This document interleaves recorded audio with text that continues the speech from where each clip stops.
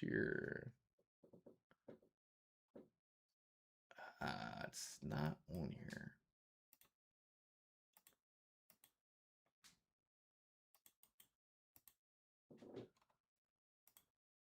Okay, I'll figure that side out in a bit. Welcome, guys who are just coming in. Let me see. Hopefully that floodgate has finally opened up there. Thank you guys for all coming in. I'm going to open up Social Ninja for you guys, so that way everybody can see each other. Just making sure all these services load here. So we got the chat box pretty much ready to go here. Let me see. There's going to be some slight adjustments since we are switching over. There we go. Let me switch it just like this. And there we go. Beautiful. There we go. Amir. So Shell, not to get the 270K. I'm interested in that's what I'm curious about. That's the main reason why I'm getting it, because of that whole uplift. Takuma, what's going on? What's up, us man antiques? Good to see you. All right, so we're just about to get flowing here. And there is something that I want to throw in here. No, that's not what I'm looking for. Where the heck is it? I'll figure it out.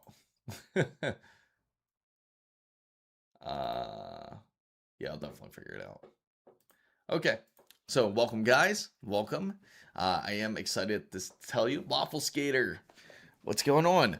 What's up, JCino2K6? Great to see you. I'm doing great. How's everyone feeling out there? How was your week? Hopefully it wasn't too turbulent. I feel bad for everybody up in the Northeast, though. I've heard how crazy it's been. There's a lot of guys out there, from what I've heard, that one day it was like 82 degrees, and the next day, all of a sudden, it started snowing, which is absolutely insane. At least we have PC hardware to talk about. Hopefully the weather's a bit better. Well, siding a bit better this weekend for you guys. For us, we're getting a little bit of rain here in Miami. It's not too crazy, but it's a bit better. Glad to see everybody in here.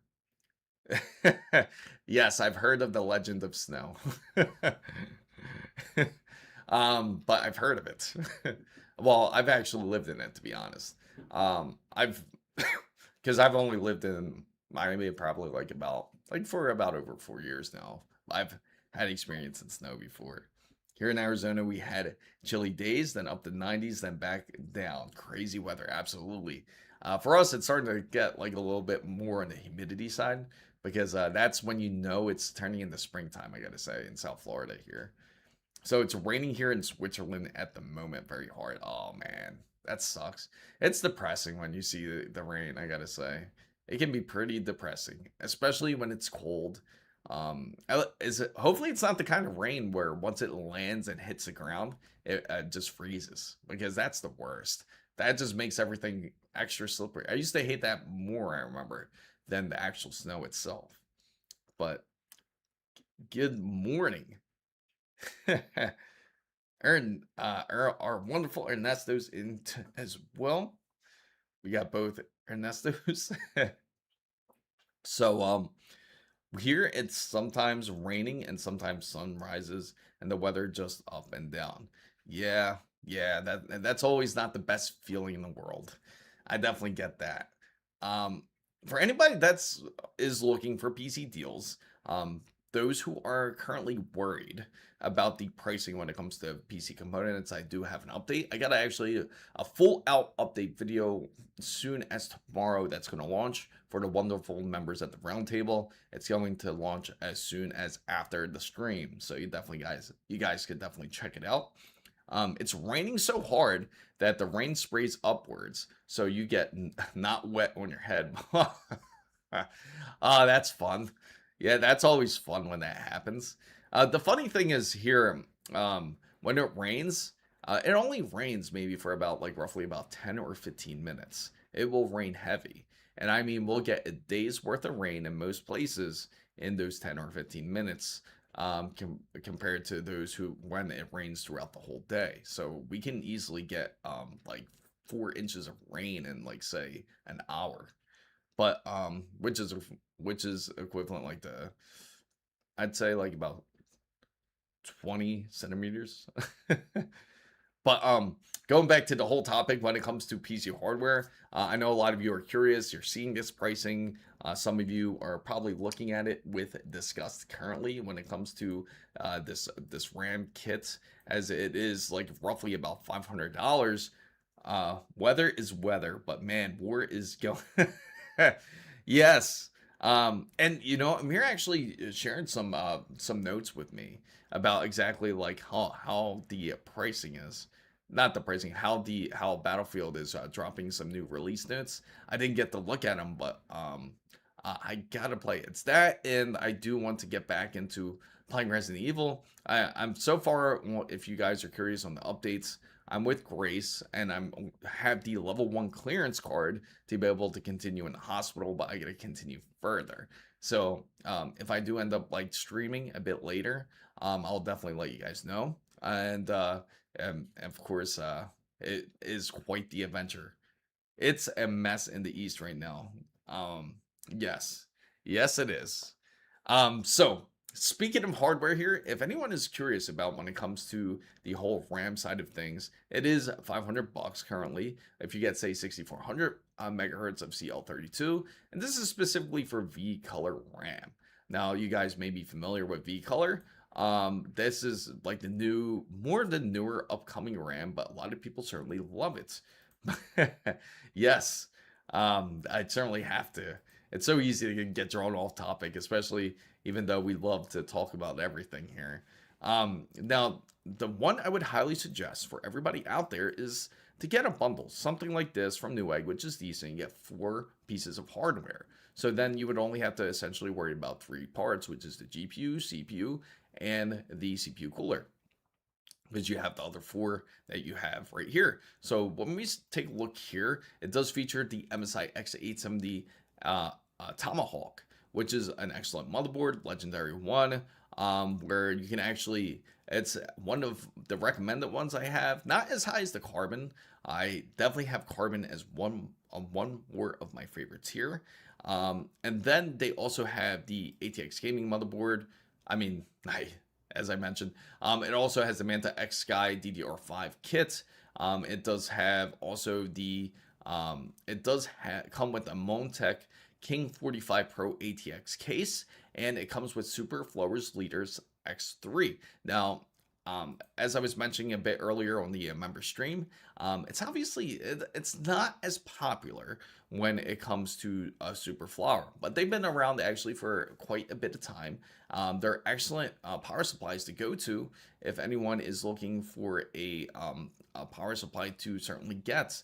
Now, even though this Super Flower seems like something that's sketchy, they've actually been around for quite a while. They've also been designed in Taiwan.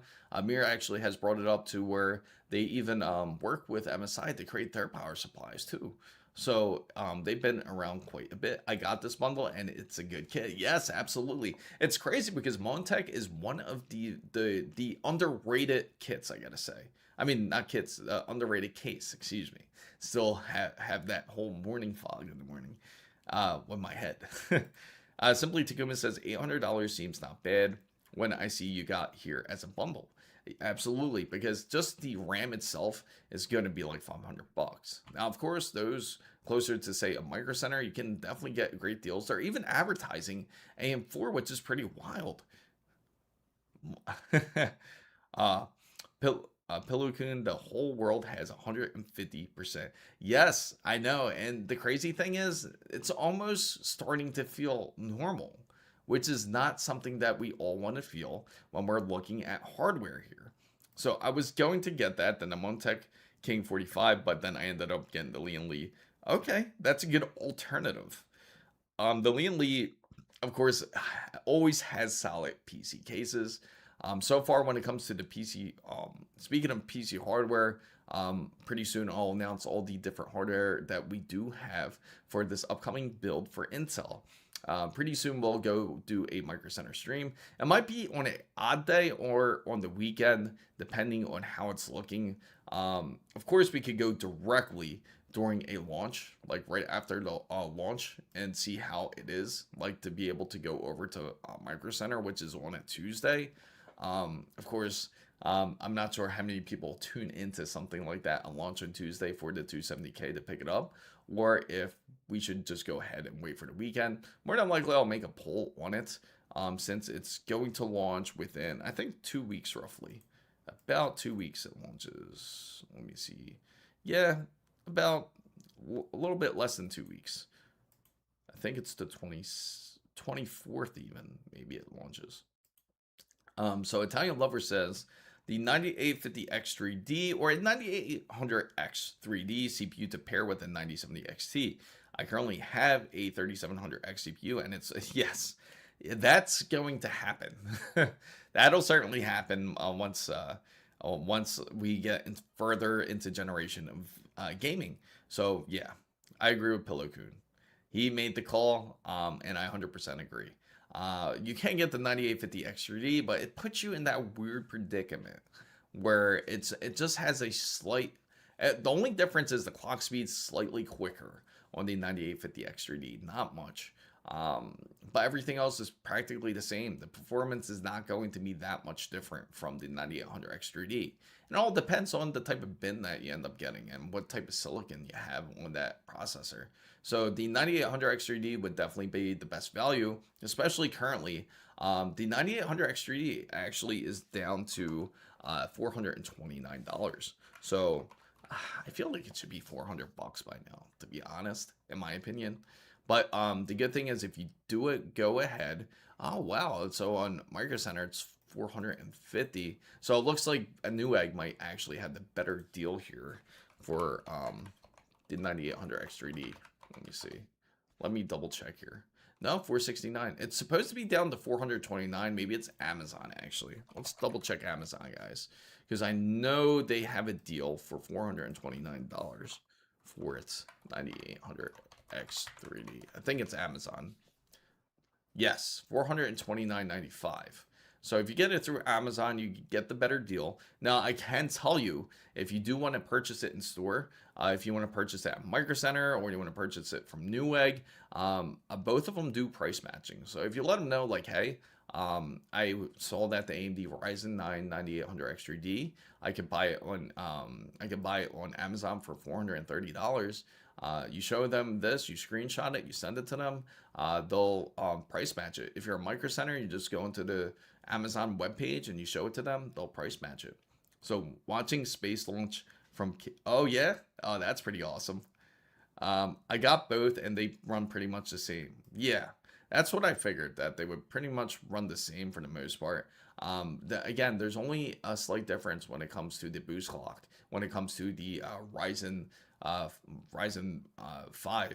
9800X 3D. So I also need a motherboard.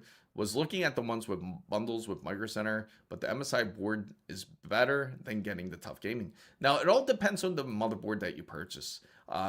Since you're going for the 9800X 3D, we can take a look at that together. We're going to take a look at some AMD bundles.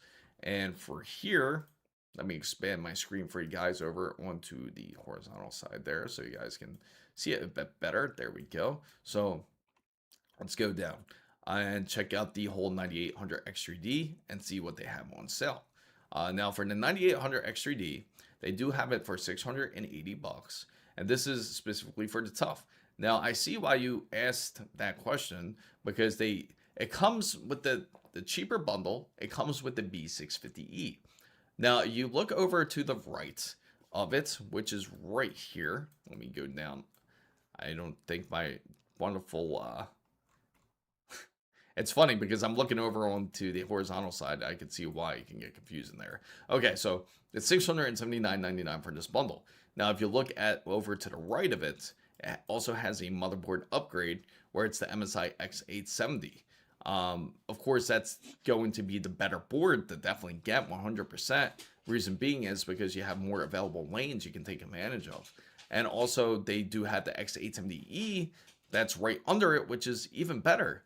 But then you're pretty much make that bundle like almost non-existent. So if you're looking to save a little money and you're willing to purchase the better board and you want to get the one right in between, the MSI X870E Pro is actually not a bad choice. Now, let me see if Newegg has any bundles here, see if they have any decent ones that really price match it. What's up, Game Player? What's up, NLCE? I'll definitely answer your question in just a bit. Just trying to find the best deal right here. Let me see. Yeah, so currently Micro Center certainly has the better deal. Now they do have a similar deal, but yeah. So from what I'm seeing, Micro Center certainly has the better deal from what I see.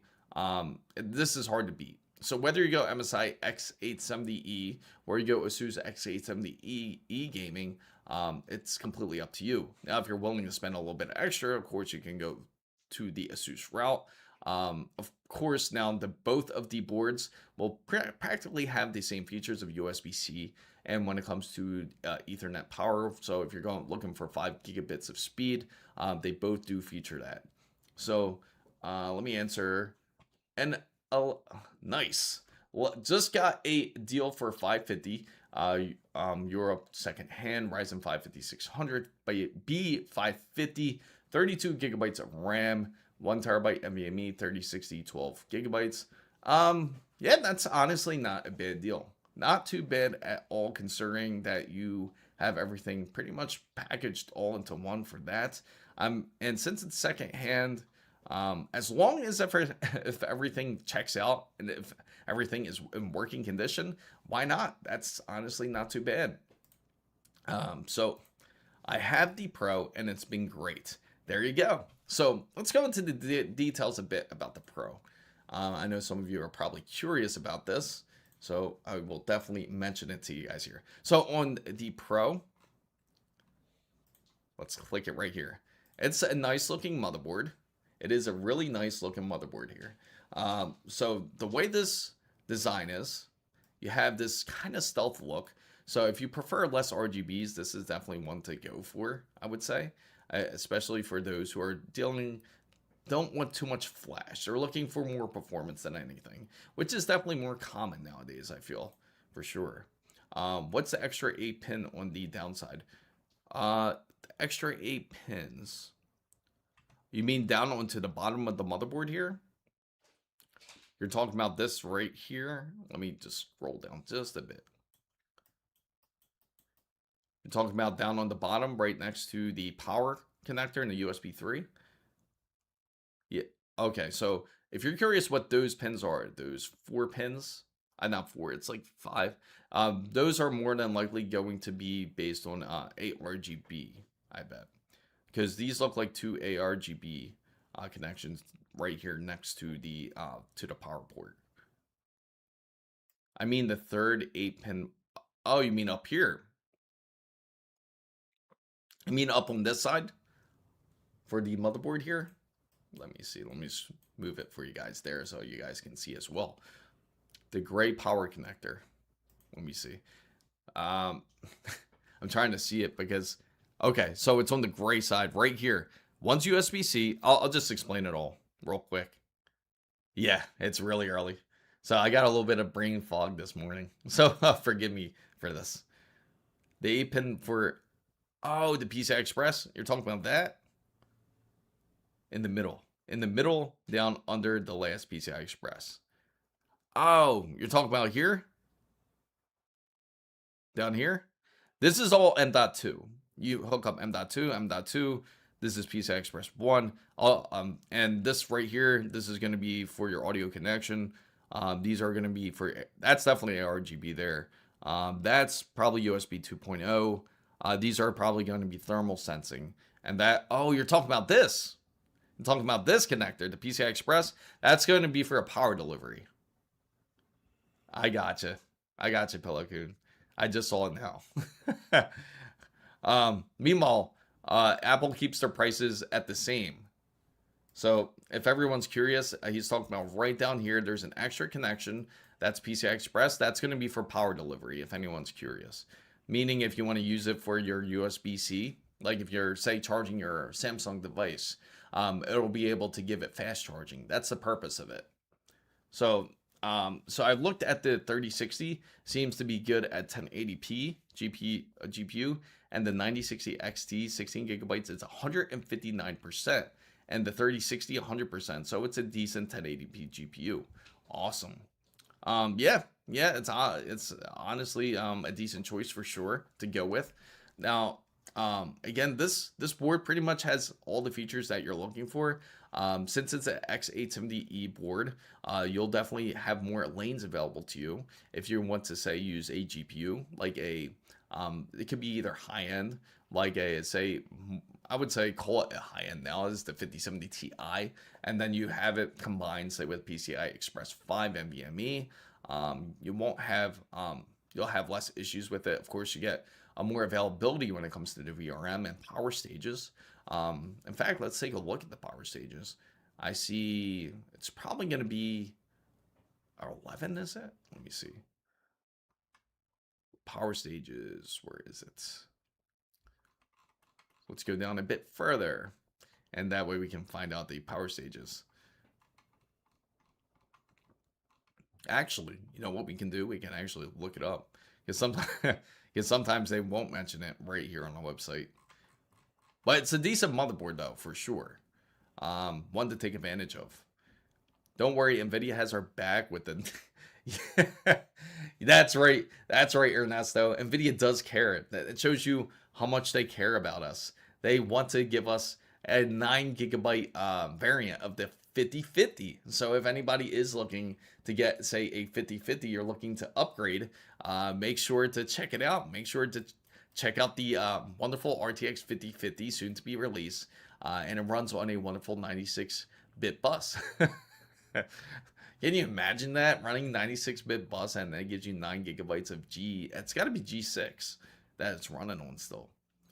They do it so that way they don't have to wire it through the motherboard yet, because the way the design is, like, for those who are curious, the reason why they put it here, I guess some excuse me, some people get annoyed of hooking up more than, because usually, for example, I know ASUS, they like to put it right here, right directly under it.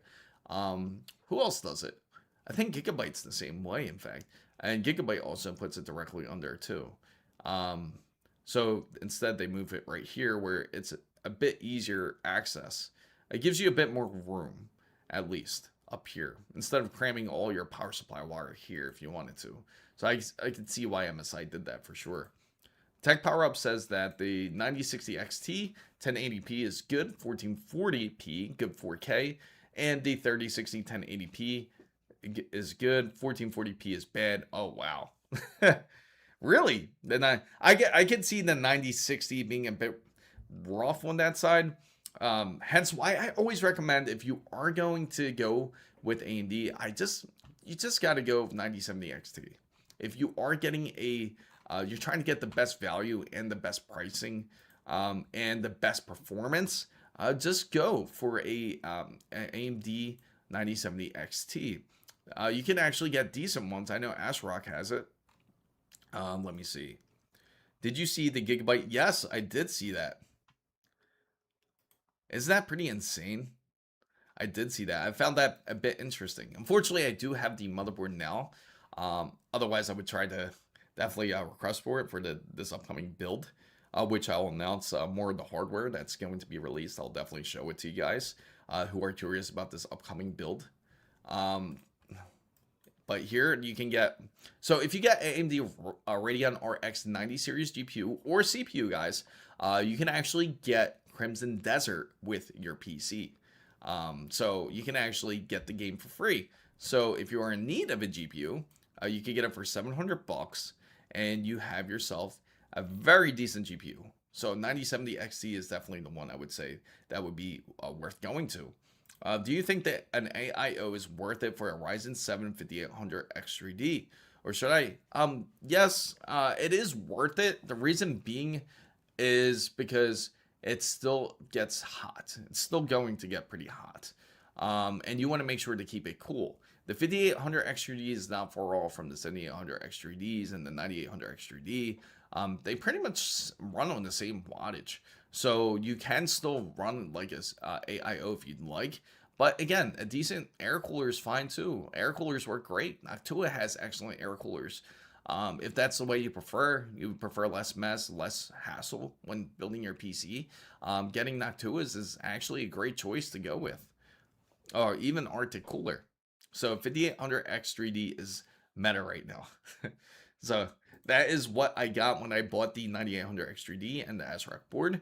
When I killed my LGA 1700 motherboard when swapping a CPU with a free game. Yes, you got to take advantage of it, guys. If there's free games, take advantage. And those who haven't played Resident Evil Requiem and need a motherboard, I think ASUS is still doing that deal. Let me double check. We're going to check if ASUS has their GPU here.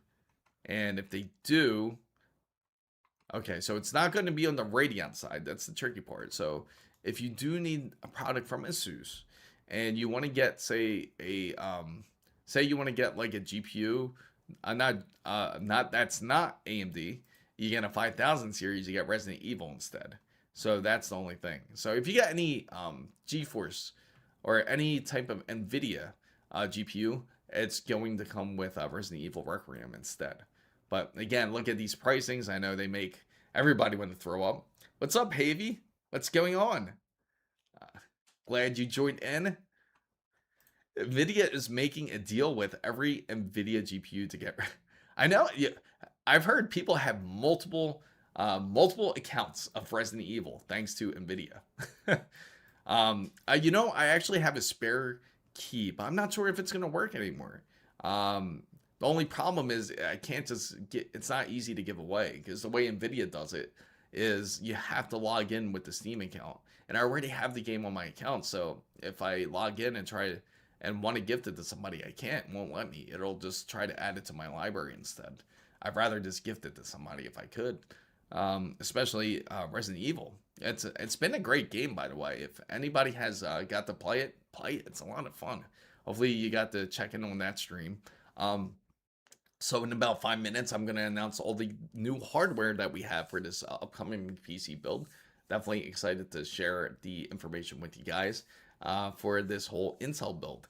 So the AIO is a waste of money because of the thermal cover, unless you delit it, and 99% of people run in spec. So while PBO only overclocks 200, while being actually unsafe for the silicon.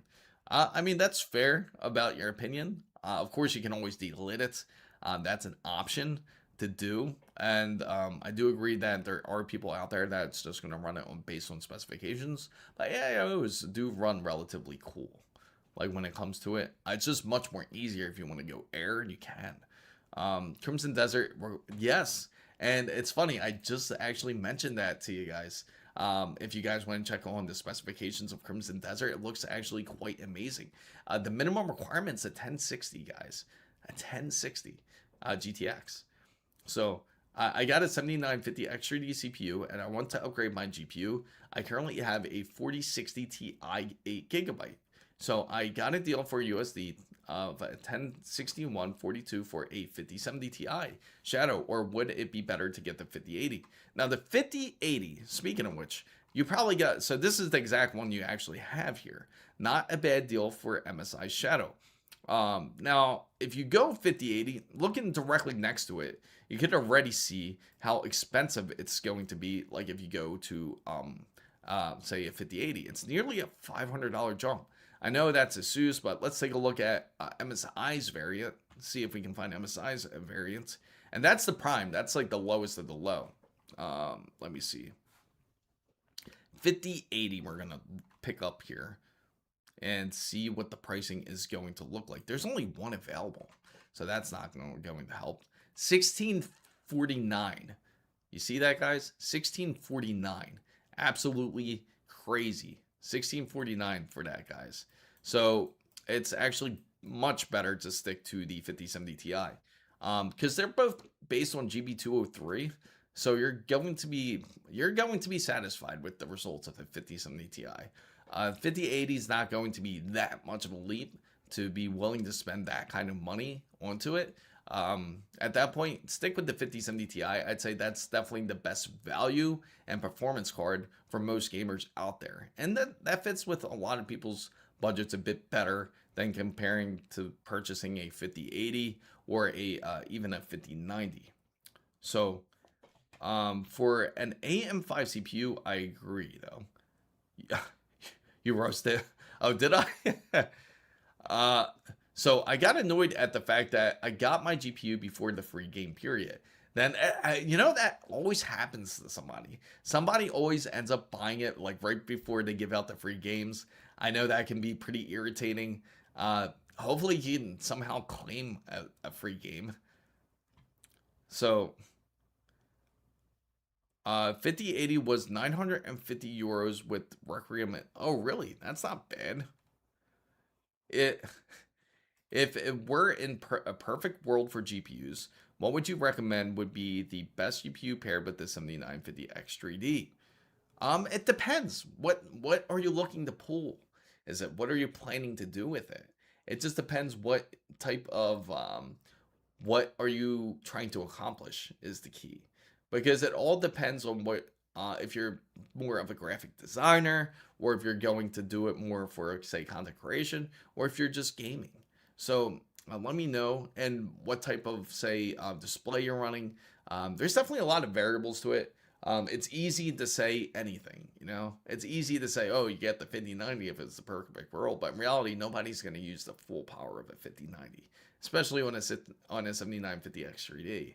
So, what resolution is a Ryzen 5 5500 and RX 6600 XT?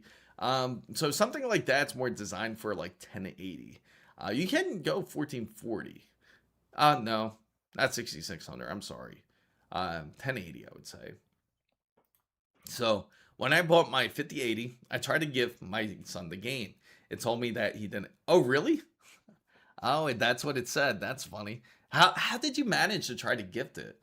Because I have it sitting right here in my I have it sitting in the library, but it just told me, oh, maybe you tried to log in.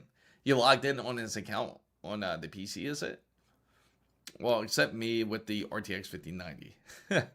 Of course, it's easy to say the 5090. Definitely, if you have the extra money, definitely get it.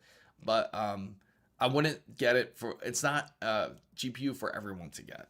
If you're gaming on a 1080p monitor, don't get the 5090. Why would you buy a 5090 if you're gaming in 1080p? It's something like that when it makes sense. I do game development for work for 1440p gaming, looking into streaming as well once I upgrade my GPU. Okay, so if that's the case, if you do game development for 1440, I will look for the equivalent then. I will look for something like more of like a 5070 Ti at the minimum. Same thing with a 9070 XT. Those two would be the minimum to run.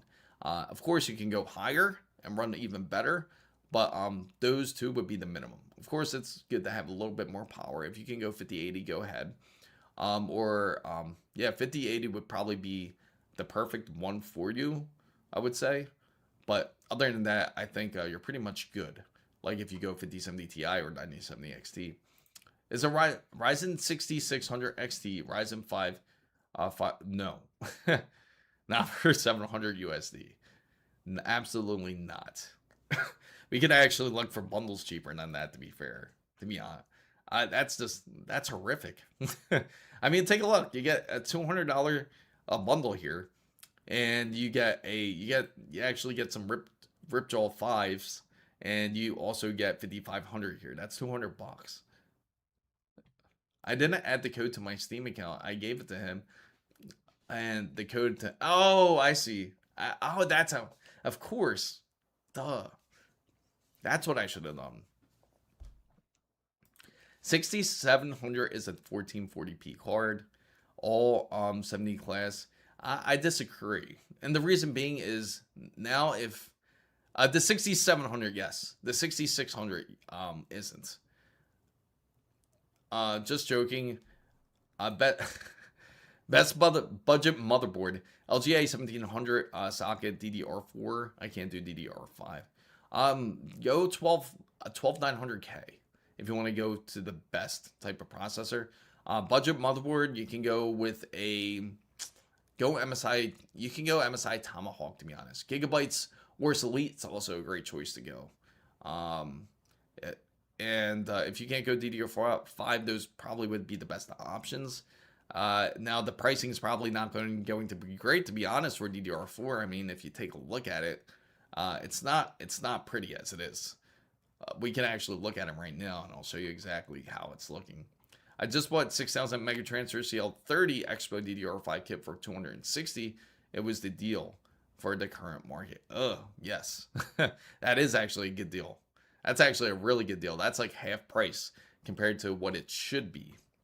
And it's crazy. It's just crazy expensive how much they're charging for it now. Let me see. If we go to DDR4 RAM, it's the type of pricing that would literally make you want to throw up. Right here. LPX 32 gigabytes. Who would have thought, right? Is $220. Nobody in their right mind would spend this type of money. Not for DDR4. The best deal that they have is the Patriot Viper Steels, which is CL16 3200 megahertz for $150. Yeah, and but that's typical NVIDIA there. My entire build is 2 8GB DDR4 B550K ARGB RX 6600 XT MSI 650 total. Oh, okay, that makes more sense. If it's a full build,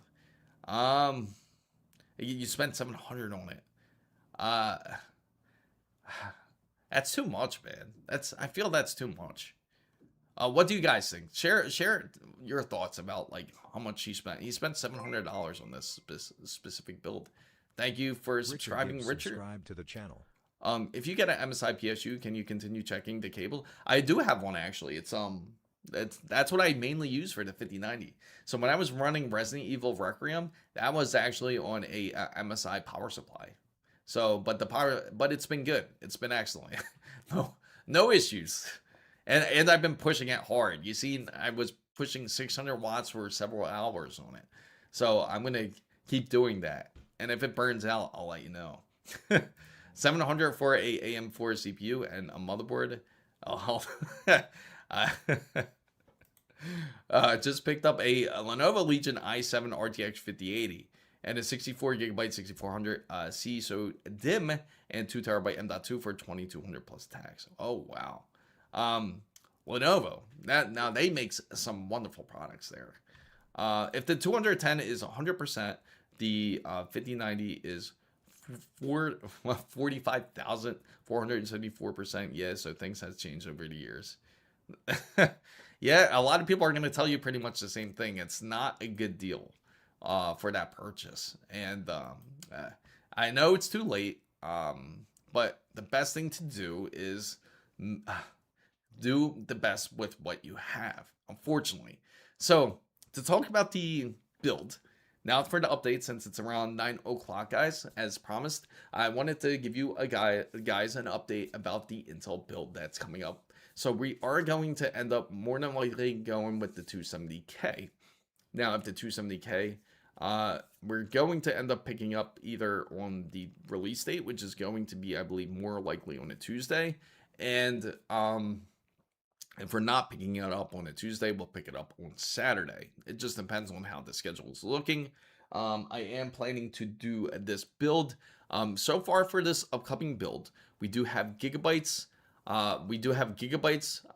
Oris Master Z890. We're finally going to put it to use. We do have Gigabytes WindForce RTX 5070 Ti overclocked. We also have the we're going to get the power supply. We need that to get at Micro Center. And we also have to get the cooler, which we all pretty much agreed. And the, yes, the 270K.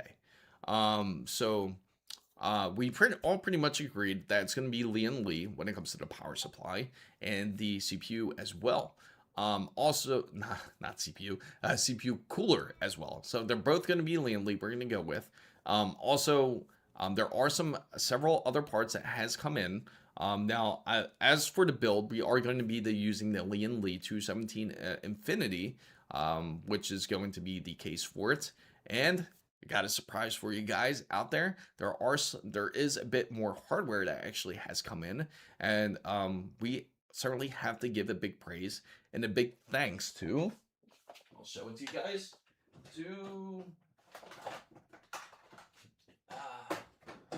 Here it is. A big thanks to XPG. They did manage to send a Mars 980 blade here. This is a PCI Express 5 NVMe that we will also use for the build, thanks to wonderful Adata XPG. And also, they did also send us this, the XPG blades. So we are going to throw this in there. It's 6,000 megahertz of CL38. Even though the latency is a bit slower, we're going to definitely run tests on it to see how well it runs. 6,000 megahertz of it. Of course, if it's an Intel, you can actually run quicker clocks if you'd like to. But we're going to try it out to start off with those two for sure. So thanks to wonderful Adata XPG for sending us that. Yes. Yeah, tell me about it. Isn't that? Yes, the wonderful RAM. So the new the build is the AMD Ryzen 7 9800X 3D CPU, Lian Li Galad 2 LCD 360 white motherboard, ASUS ROG Strix X870A gaming and Wi-Fi GPU is the ASUS ROG Strix GeForce RTX 5090. Wow, 64. That is a beast, man. That's an absolute monster there. So that, I gotta say, that's an excellent build to go with. If my GPU is 100% and the 5090 is 302%, what GPU do I have? Well, you just said you had a 5090. So I'm assuming that it runs 100% of what is 302%. I would say the 4090. I understand, if not even the 4090, more like probably I would say like the 4080. I understand if you purchase the Intel 270K, you will need to update. Yes, and that's why it's going to be interesting. We will update the BIOS and go for the 270K. For those who are interested in upgrading, especially if you do have a Z890, this will be pretty much the last upgrade that they do have. So my PC build has moved forward. My target monitor went on sale, the GX9. Awesome. That's actually a decent deal. Is it, just a quick question, for that monitor, the GX9, is that the one that's 45-inch? Just out of curiosity, is that the 45-inch monitor? I was actually looking at that the other day. I think that's a very attractive monitor. Should I wait? So I know everything's getting more expensive. And I know it can be frustrating because it just seems like things are just consistently going up, and it just nonstop price increases almost nearly every week. But of course, it doesn't look. You have to be real with yourself. Do you honestly think that the RAM right now, for example, you take a look at this RAM kit, we'll look at some DDR5, right? And then you take a look at, it's $400, okay, for this set, which is honestly isn't bad. It's CL30, 6,000 megahertz. That's like what is mostly recommended when you run AMD or even Intel builds. You can run this. So if you look at this, do you honestly just really watch it? Because do you think it's going to end up dropping to $95? Just be really real with yourself. I'm homeless now. Hey, there's a reason why they have the Red Cross sitting outside of Micro Centers. So I think it's worth it though. So I'm honestly not sure why anyone bothers with the PC anymore compared to a tablet. You're buying a case with no drive bays and a motherboards with no PCI Express slots. It's a big box. Not quite. Better now than never. So I'm considering buying a Lenovo Legion 5 with a Ryzen 7 H255 RTX 5060, 16 gigabytes of DDR5 RAM, and a 1 terabyte SSD close to 1250. Not a bad deal considering that you are pretty much getting everything with this. But the 5060, man, the on the laptop, I can see why. Yes, 5060 is it the laptop? I'm assuming the Legion 5 laptop. If it is, that would make a bit more sense. If it's a desktop, I don't know, man. The 5060 is like the one I don't usually like to recommend. Even the 5060 Ti, I think's not going through it. Oh man, yeah, it was. Yeah, it was every pay for groceries and rent we're building. Oh man, I feel bad for you. Yeah, I mean, as the thing is, you got to be happy with it. You got to be happy with your PC. Yeah, what happened has happened, and there's absolutely nothing you can do about it. So at least if you enjoy your PC now, um, just enjoy it. Doesn't matter if you overpaid. It is what it is. Just be happy that just make light of the situation. You can play all your favorite PC titles now that you've always wanted to play. So it's a really nice monitor for the LG. Yeah, that's what I thought. If it's that same, I'm about to look it up actually. Let me see the LG GX9, right? If they don't have it in Micro Center, let's see. It's got to be this one. Yeah, it's this one, right? The 958. I was looking at this. I think that's an excellent monitor. The only so this one's 165. They have a newer model too, even where it goes up to 180 hertz. That's only one thing that has like kind of stopped me from going for it is because it doesn't have 240 hertz yet, and I know that's coming soon. I know for sure they're going to come out with it soon. Oh, I think that's why the 40. Oh, okay. Yeah, it would be excellent for sim racing. That's yeah, the Legion.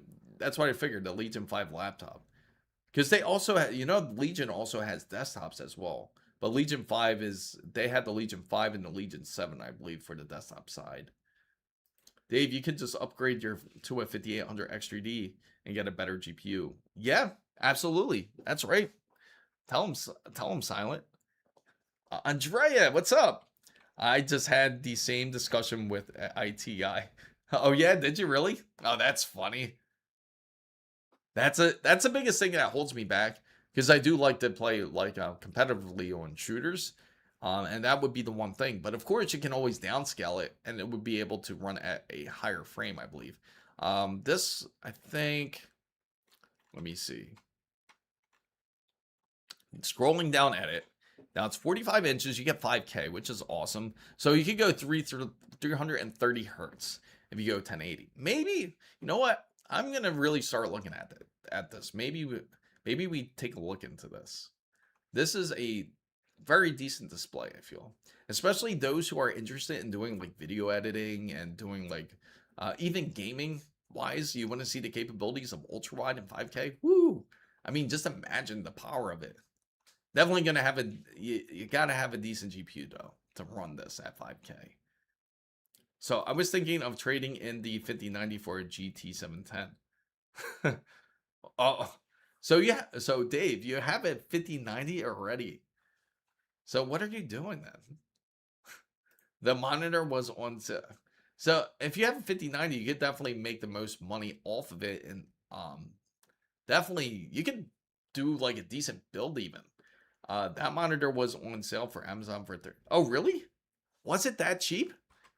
Because right now it's still 2,000. Let's take a look. I'm gonna look on Amazon right now. We'll look at Amazon and we're gonna look at Newegg and see how it looks. How about that? So right now we're gonna put it into Amazon here, and then we're gonna go take a look on Newegg. Okay, so it's four. Okay, so it's 1486. So that's the lowest we got it for. 1486 on Amazon. Which isn't bad, right? Not too bad. 1486. And then on Newegg, let's see what we can get for it. I am really curious. 14. So it looks like, oh, okay, they have an open box one for 1529. So definitely Amazon has a better deal for sure. 1486. Man, Amazon's really kicking ass, I gotta say. Like when it comes to pricing. Yeah, and I went to Best Buy and tried the price match, but it went back on sale for 1486. Oh, that's awesome. Yeah, Best Buy is another place to price match. Speaking of Best Buy, let's check them out. Check out our buddies at Best Buy, right? And let me put it here and see what we have. Yeah, 2000. Pretty much the same everywhere for the most part, from what it seems like. It's just, it seems that it's definitely cheaper on Amazon for sure. They definitely have the best deal. But that's awesome you were able to get it for Best Buy. So just like to follow exactly what Southstar says, you can price match it at Best Buy or Micro Center. Any of these places, they do, most of them do price match. Hey, what? I bought a laptop. You bought a laptop?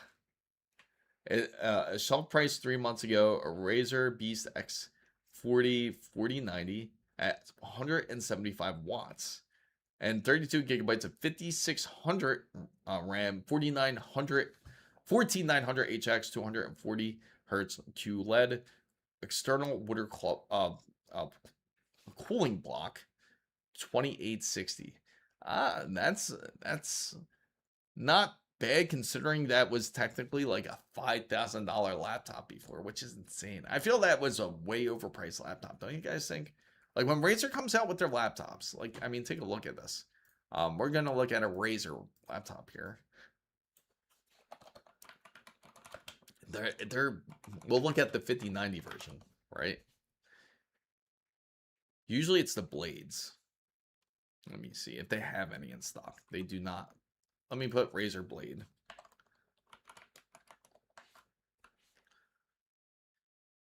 Here it is. Ah, they only have open boxes. They don't really have any. Let's look on Amazon instead. Or Newegg. That's pretty wild that they don't have it. They've been really focused on other projects, I gotta say. Here it is. Let me make sure it's definitely from Razer. Okay, so both brands from Razer. We're gonna apply that. And then, yep, it's this one right here. 4,000 for this one. What do you guys think? It comes with QHD, 240 OLED, 2 gigahertz, Ryzen AI 9 365, and RTX 5080, 32 gigabytes of LPDDR5X, and 2 terabytes PCI Express SSD. And then when you scroll down here, and that's not even the top one. The top one's even more, which is crazy. 8 terabyte version, $4,989. Yeah, it feels and behaves extremely high end, and all the others again were much higher. So you can find with the old price. Yeah, I mean, the funny thing is we were discussing this. We were all discussing about how the pricing is currently for when it comes to laptops. Because technically, if you're running, say, a 5080, a 5070, it's really not that, it's not going to be that much of a gap of a difference. Because the wattage is going to always end up being the same. You might have a better power brick, but that's going to be it. It's never going to show the true power of a RTX, say, 5090 in a laptop. It won't happen because it would just be a power-hungry machine. And unfortunately, if it even had like an inkling of it, like if it, you know how quick that battery would end up draining, and it already drains fast enough once you see how much power is going through it. A 5080 has massively more high FPS, but I have better minimum FPS. Everything over 300 watts is overpowered. Yeah, that's what I'm saying. For a laptop wise, you don't even get 64 gigabytes of RAM, and the RAM is not upgradable, so you spend 4K. Yeah, pretty much. And that's the biggest catch. That's the one thing that bothers me about the newer laptops like this. I know that they are coming out with other ideas. Like you do have Cam too that they are working on. Hopefully, that's something that does come into fruition. If they do, that's something that can be really used into laptops, and it'll be a lot more beneficial because then you can really you can upgrade your RAM. Yeah, I know. At that point, it's like you might as well, because unless you're always on the go, I feel it's a really hard sell. I mean, take a look at these benchmarks. They have benchmarks here available. They have on Time Spy score 1080p. You get 170 frames. With Call of Duty Modern Warfare 3, Counter Strike, you get up to 55, and Wukong, you get up to 50. I'm assuming that's all on ray tracing. So if you put 5K into a desktop, you could really get even way better frames. Just to say. So just because if you don't buy uh Takuma's like don't buy Takuma says don't buy it at all. You're gonna have a bad time if you go ahead and make a purchase of it. I'm pretty sure. I wouldn't be surprised if Takuma has experience with Razer laptops. Of course, I've always had experience on the other side of them, like when it comes to their hardware, when it comes to their keyboards and mouse. But I can't imagine what it's like to have a Razer laptop. To be honest, because just seeing their other products the way they are. Now they're a decent company. Now they can have like decent keyboards and decent peripherals and everything. But go to Sound Tech Tips. What the support of oh man. Don't want my RAM to go bad. Uh hopefully it does not. If you have experience in soldering, it's a good chance to take advantage of it.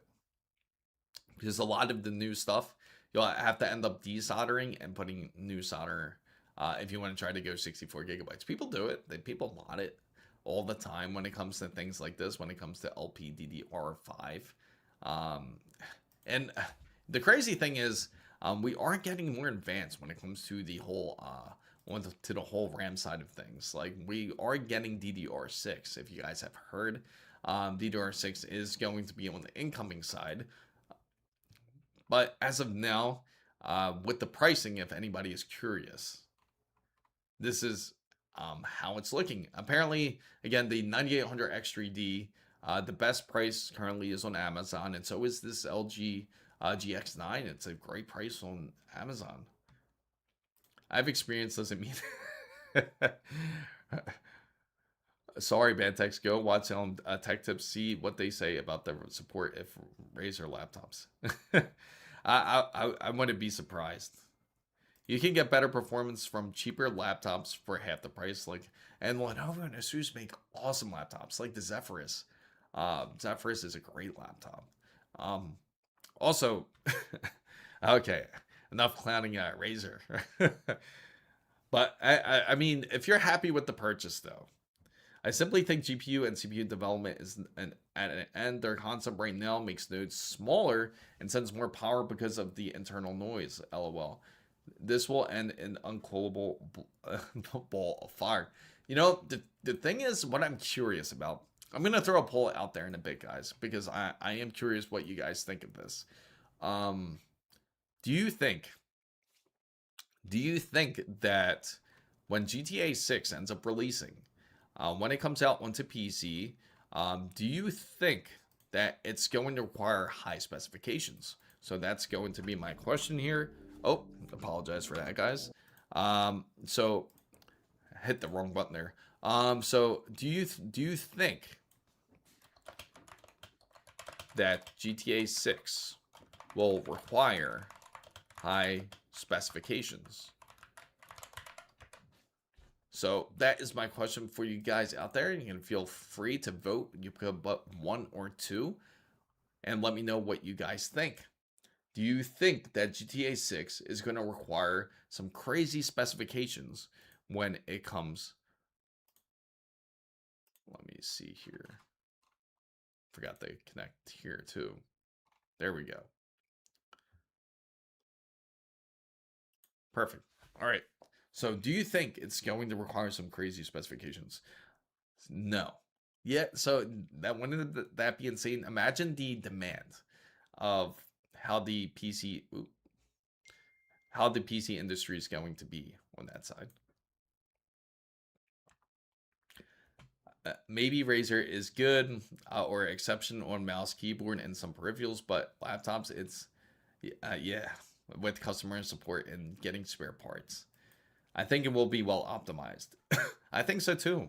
I have the same opinion. I think it's going to be well optimized as well. No, out of curiosity, whoever said yes, let me know why you think it's going to require. Rugal, what's up?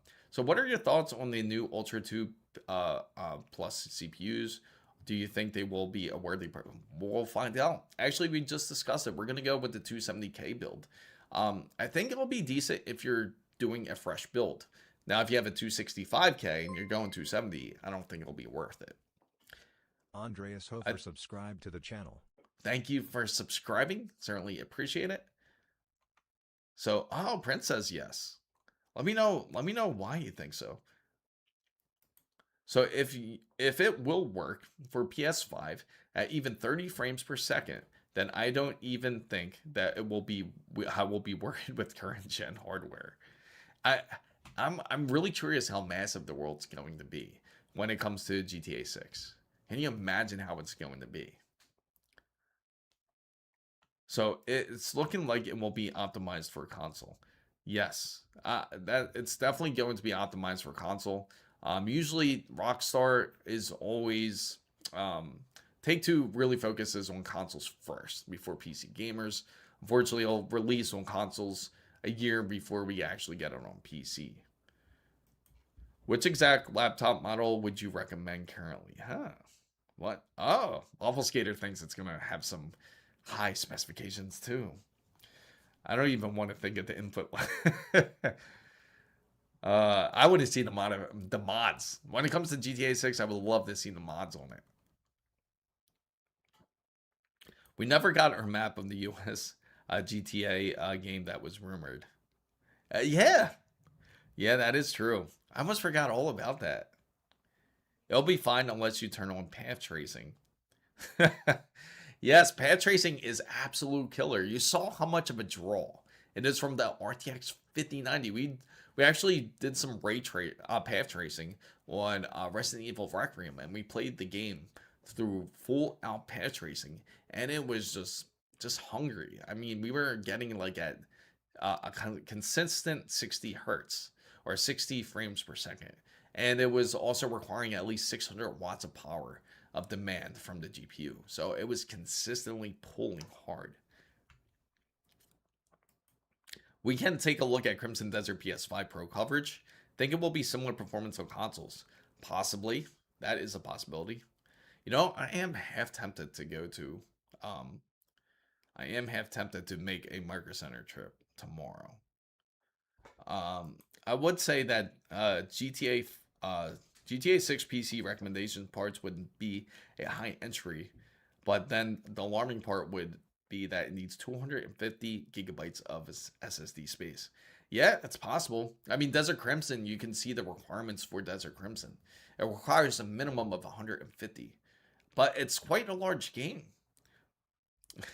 Stay away from S-tier laptops. They are cheap for a reason. HP laptops are hit or miss. MSI is okay. The best are ASUS or Lenovo, but you pay a little more for them, but not as much as Razer. Yeah, isn't it crazy though? For some reason, Razer just marked from like high-end pricing. So is there any actual hardware that doesn't struggle with path tracing? Unfortunately not. It's, you know, the funny thing is, speaking of the whole path tracing situation, I have to say, Jensen Huang actually brought something up which is quite interesting, just yesterday in fact. He actually mentioned that the new GPUs, when they end up releasing, he claims that they're going to be like 10,000, no, 100,000% better than what we have today when it comes to GPUs. And you know what that tells me? It's going to rely a lot on multi-frame generation for sure. I think it's going to be based on a lot of predictive. It's already predictive as it is, but now it's going to become like almost like super predictive when it comes to path tracing and light detection and shadow detection. So it's going to be an improvement on that side. So would that make it? That's the next poll I'm going to throw up. Does that make you interested in the 60 series? Because he says it's going to be like 100,000 times better than what we have today in the 50 series and Blackwell. So does that pique your attention? So I'm going to reset this poll here, and I'm going to say, does the RTX 60 series interest you? If Jensen claims 100,000 times better. And here's the next poll coming up. I know that looks crazy. I know that looks absolutely crazy. So damn, so everyone is going to have to drop $200 for a 256 gigabyte SSD when GTA 6. I know. I mean, take a look. I mean, it's already expensive as it is. I only think GTA 6 will require high specifications because GTA 5 was benchmarked for GPUs for a decade now. So it's going to be next gen open world game. Sure, it will scale. You know, it's kind of interesting, I gotta say, when it comes to GTA 5. When you think about it, it was actually originally released back on PlayStation 3 and Xbox 360. Then it went to PlayStation 4, and also it went to Xbox One. And then it went to Xbox Series X, and now PlayStation 5.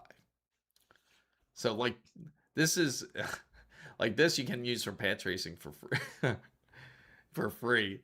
There you go. It sounds like a lot of people are disinterested of it right now. A lot of disinterest there. Because I think they're going to end up using... I feel that they will have a GPU like usual.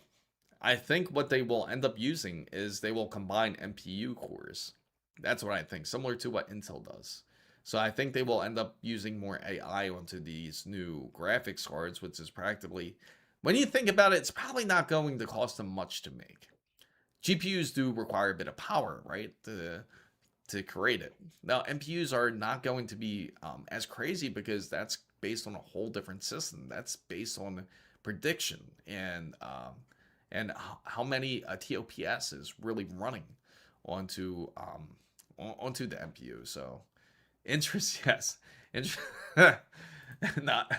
I know it makes you think about 100,000 times more than what it's going to be. I got a 5080, which I didn't need, as I got a 7900 XTX as well. Hopefully, I'm smart. Make sure you stay tuned because as soon as it drops, I'll let you know, and I'll certainly work on getting my hands on it then. And yes, get ready for this, guys. You ready? This is what everyone's going to need. 3,000 watt PSU ready when the standby.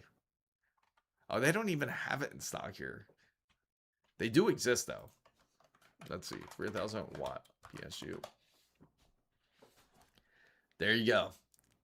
So we got 1650. Here it is. Here goes Silverstones. You got the 2,500 watt monster here, running at 725.06. Isn't that crazy? Only if a 5090 can't run Witcher 4 at 4K 60, then I'll sell my 50. Yeah.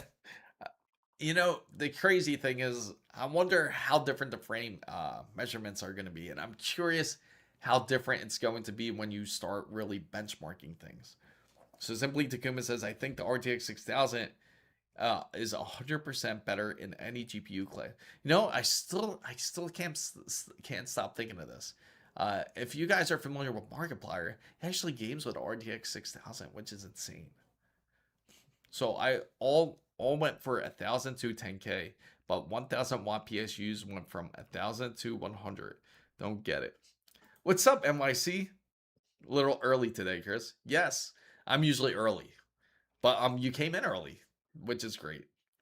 So more like RTX. Did you try? Not yet. I have not tried it. Soon we will. In a couple weeks we will. Hey Chris, you missed my funny. Just look it up. Oh yeah, yeah. I'll definitely look it up. Thanks, Mr. Rainbow, coming in. Which specific models under those brands? Oh, Silverstone's actually really good. Silverstone's another Taiwanese manufacturer brand. They also are great for like a lot of even like the Threadripper stuff. They do like a lot of server type of builds. They also have AIOs and everything too. To be fair, Markiplier has yeah. It's like he has an RTX. If you've seen his specifications, it's insane. It's like an RTX 6000. And he also has, I think he's running on, what was it, 192 gigabytes of RAM. It was really crazy. Do you think they will ever release the Pro 6000 as a 5090 Ti? Sort of. The reason why, they'll have a different variation of it. Igor, what's going on? Good to see you. Just like how they did, I think they will. They'll have a different variation. It's going to be like a much lighter version. It's almost like currently the RTX 6000. It's like the Titan. They'll have like almost like a Titan version of it. My 12600K and the 32 gigabyte RAM will last me until year 2035. I think a lot of people are just gonna really sit and wait until the until the pricing is fair. That's the whole thing. Especially if you already have a PC build, you're just going to feel less required to purchase PC components. And I've explained this to everybody. If you already have a PC, there's no need to spend more than what you have to, unless you absolutely need it, or you're doing another PC build. That's the only way it would truly make sense. Trying to get that connected right. So the 5090 Ti, 900 watts with 2 FPS more. Well, obviously, must-have tech is coming next year. Yeah, it's always like that. Kilobyte, more RGB makes it faster. Yes. So is it worth upgrading from the RTX 4070 Ti Super to the AMD 9070 XT just because I don't want the white version? Now if it's worth if you just want to have the white version from the 4070 Ti, it's gonna be like pretty much, it'll be a small upgrade from the 4070 Ti, but the pad tracing will not be matched to the 4070 Ti. So if you do take advantage of pad tracing, then it wouldn't be great for you. But if you just use regular ray tracing, it'll feel like quite the jump. But absolutely, the white version is beautiful. I've seen it. Take a look at it. You'll probably love the color scheme when you see it in person.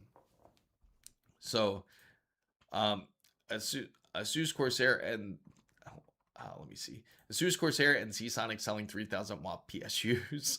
Yeah, they are. They're getting ready. Remember when we were at ASUS's booth at CES and we asked about it, and he kind of chuckled about it, like, yeah, it's in the works. I don't think 32 gigabytes is enough on Windows 11. And the thing is, it's constant memory leaks when it comes to Windows. So no matter how much memory you throw into Windows, even if you have Markiplier's memory, it's still gonna end up leaking into Windows. Like if you have 32 gigabytes, it's probably about a decent 12 gigabytes being used now. If you have 64, it's gonna end up being like about 22 or 23 gigabytes being used for Windows. So it's been a consistent issue with Windows when it comes to memory leaks. They gotta fix it. They really gotta fix it. As the days go by, it's becoming safer to say sorry to the super. Yeah, I agree. We're less likely to see it. If you want the light, go ASUS.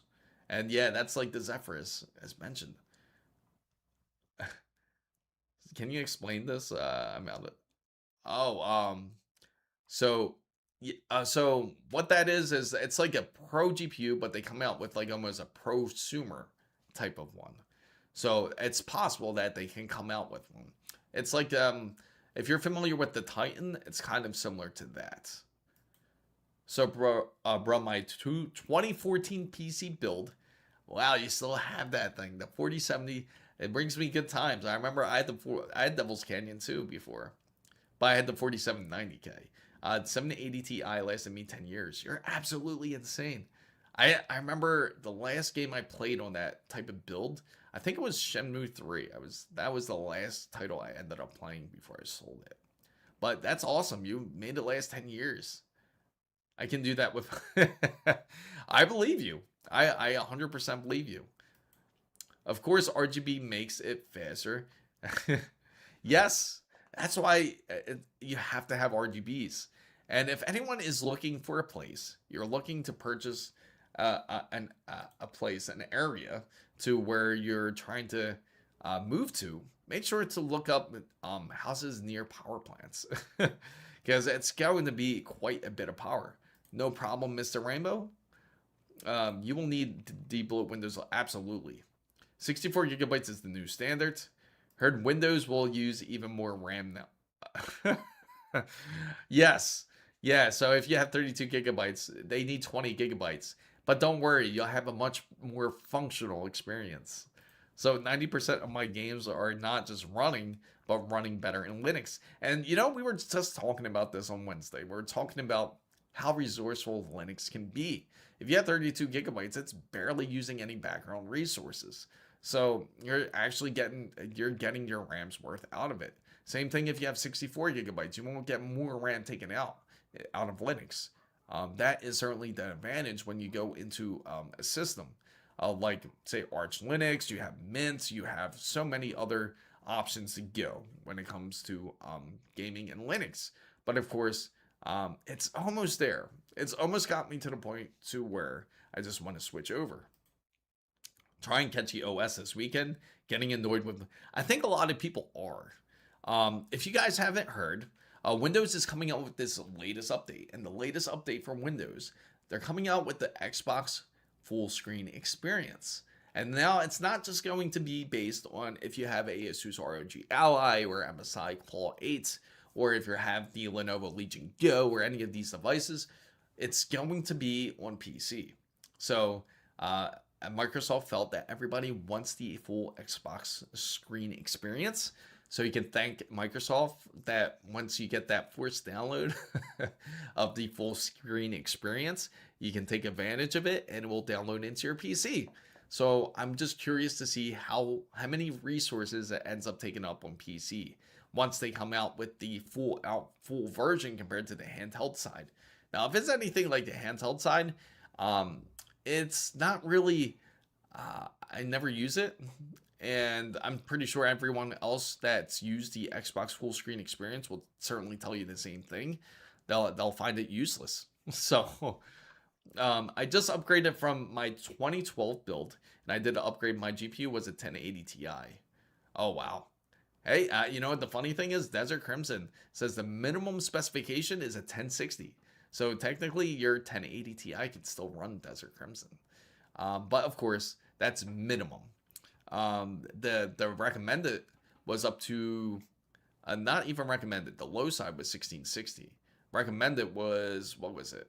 I have to go back to double check the recommended side. I think it was a 20 series RTX card. So the 3770K, 90% of my games are backlog. Me too. I now my Elden Ring has been backlogged, and I got to beat that game. I'm not that much further to beat Elden Ring. I'm really close. I'm just stuck in the stupid Skin Reaper that I'm fighting. Windows is like a bad girlfriend. The more you have, the more they think that. That's hilarious. Stay with your 1080 Ti and just don't wonder how good RTX could look. It looks crap mostly.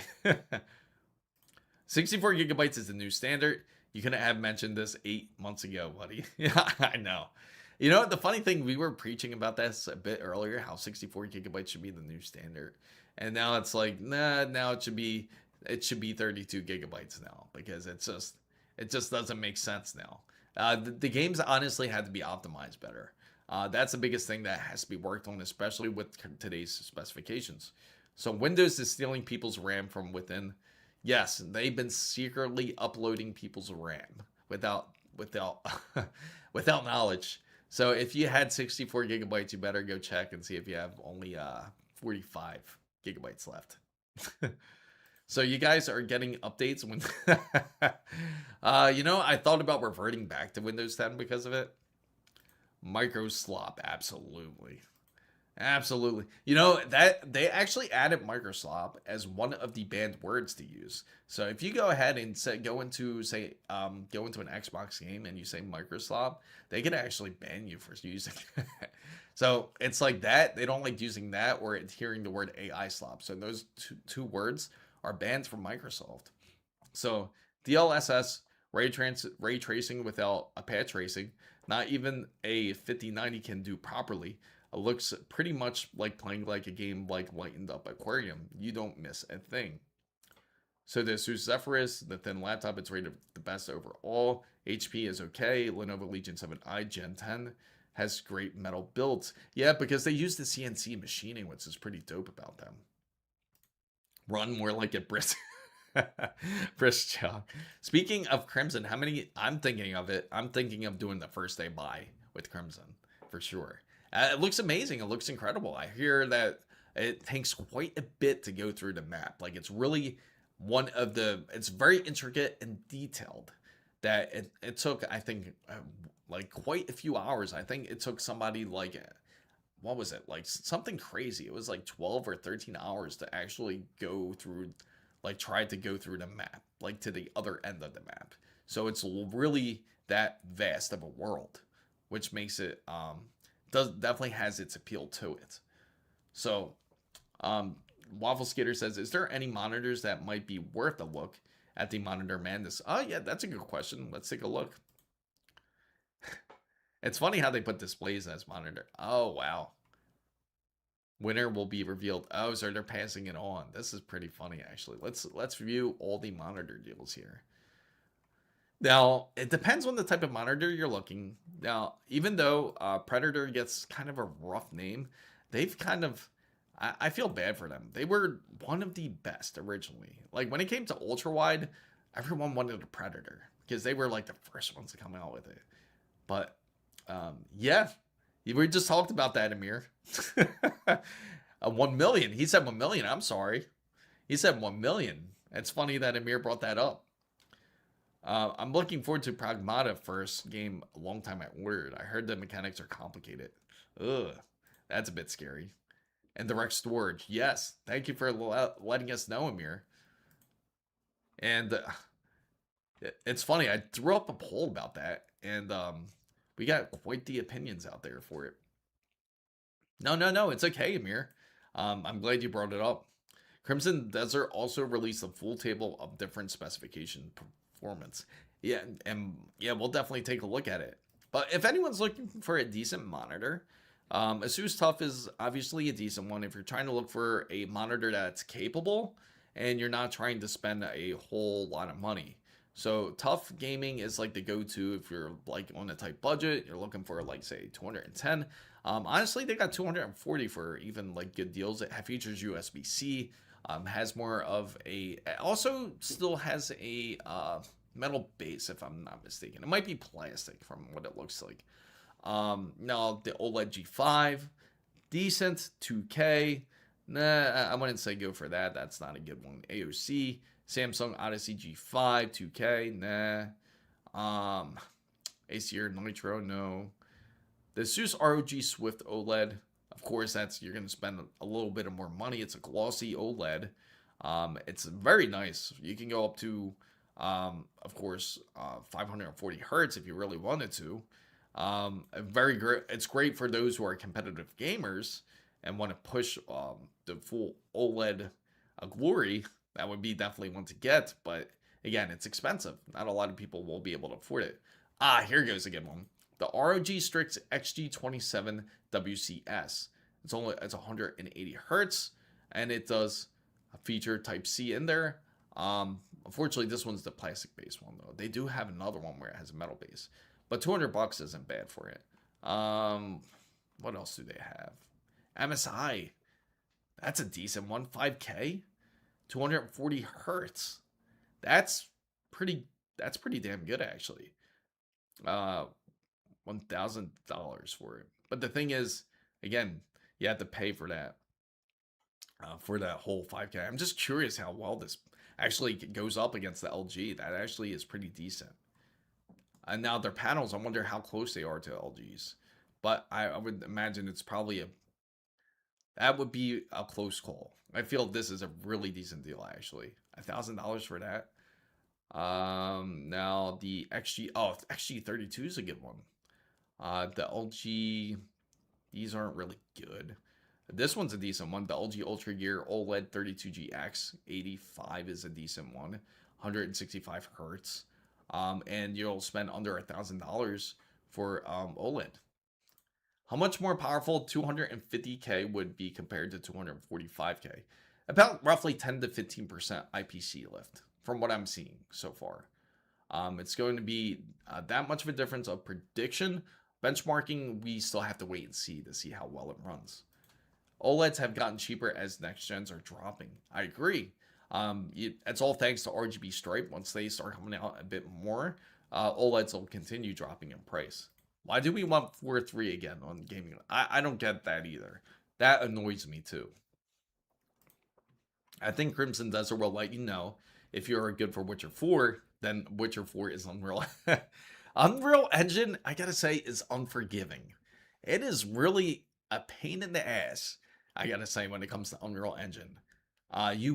It's crazy the requirements that you need, especially today. Like, not everyone's going to have these insane requirements to be able to handle Unreal Engine 5. Anyone thinking of getting, yes, currently we are going to get it.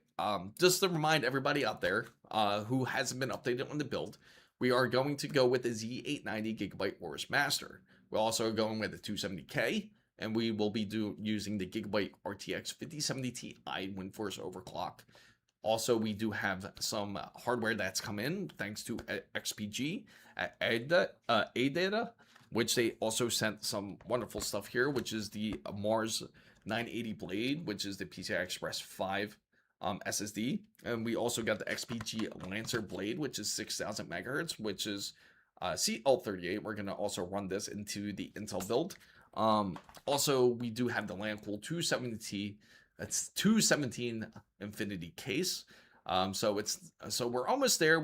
All we need is the cooler, and we need the power supply is next. So I sent it in Discord. RGB stripe OLED will be yes, exactly. And that's what's going to be the next expensive product is RGB stripe.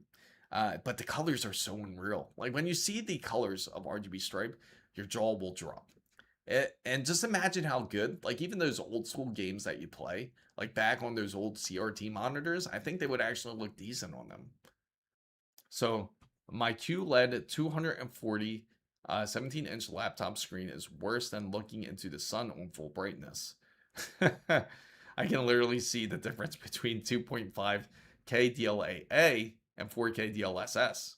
No idea why I would want more. Yeah, that's insane.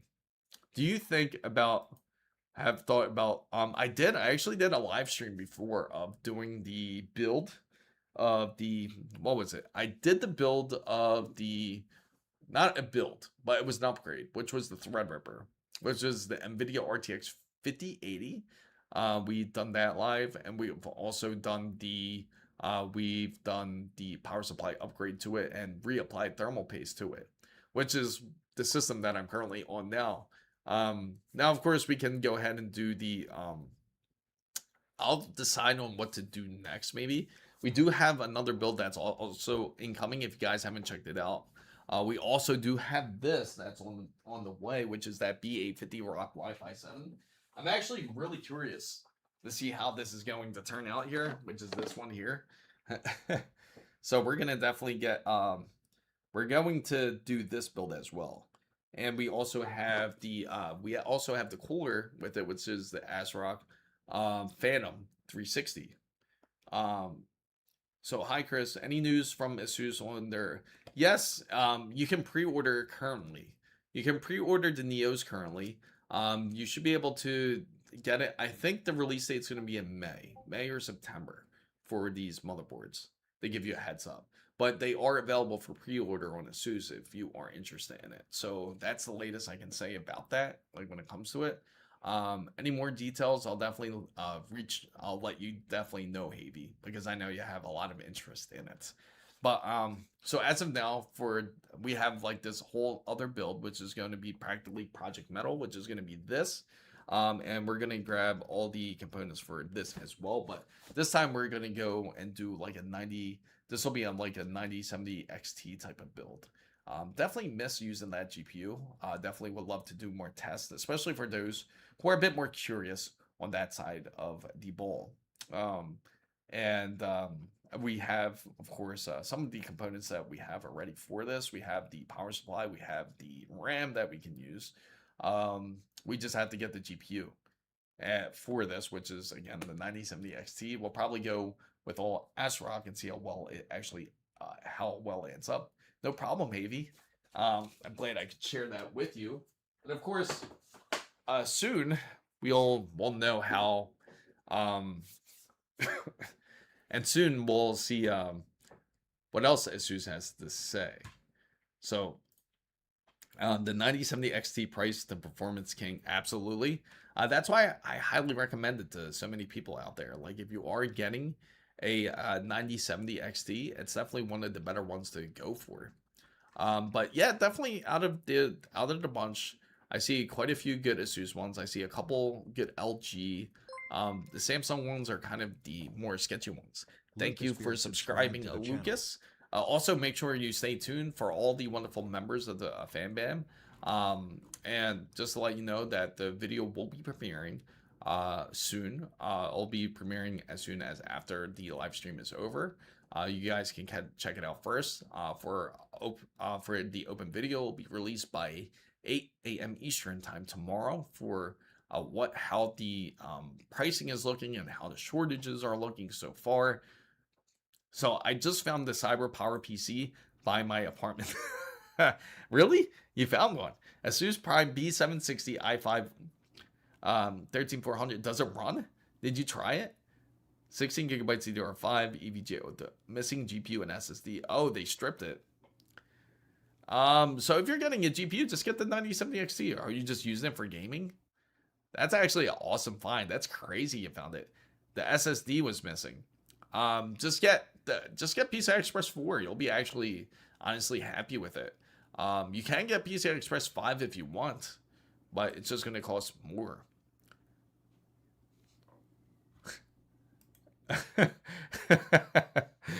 Are you living in Switzerland? I know that's immediately. Oh man, that's funny. I tested it with no 4070, no display, just reset the seam. Oh really? Insane. I wonder. Yeah, where did you find this? Where did you find this PC? I gotta say, I am curious. Where did you get it? Oh, in the San Francisco Bay Area. Oh yeah, probably. That makes sense. I will be getting the ROG PG 32 UCD. Oh yeah, that's a good choice actually. That's an excellent choice to go with. Soured on AMD, and there may be support that their older FSR older cards, e.g. the Diamond. Oh yeah, that's true. I think it rather fell from a truck.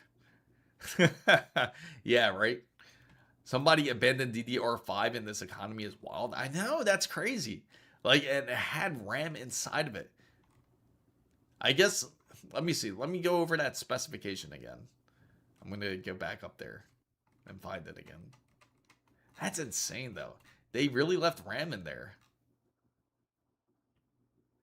Yeah, I would love to see a picture of it, like how it looked next to the dumpster. Was it just like standing up, or was it in the dumpster? Or no, it couldn't have been in the dumpster, because then there would be no way for you to spot it. Discord general, if you care about. Oh yeah, there we go. Okay, so I'm going to share the specifications of Crimson Desert for those who are curious about it. And I gotta say, it looks decent. It looks relatively decent. Here it is. So thanks to Silent Fusion for sharing this. We are going to go into Discord. So here are the specifications for Crimson Desert. Now, for the minimum requirements, you need at least a 1060 or a 5500 XT, and for the CPU, you need at least an AMD Ryzen 5 2600X with a Intel i5 8500. Either one you can have. And then for all across the board, you need at least 16 gigabytes of RAM, the OS to be at least Windows 10, and the storage to be 150 gigabytes. Anyone tried the new ROG Kyrie 2 Xbox control from? I have not. I can definitely try to get my hands on it and take a look at it if I can. No FSR 4. Let me see.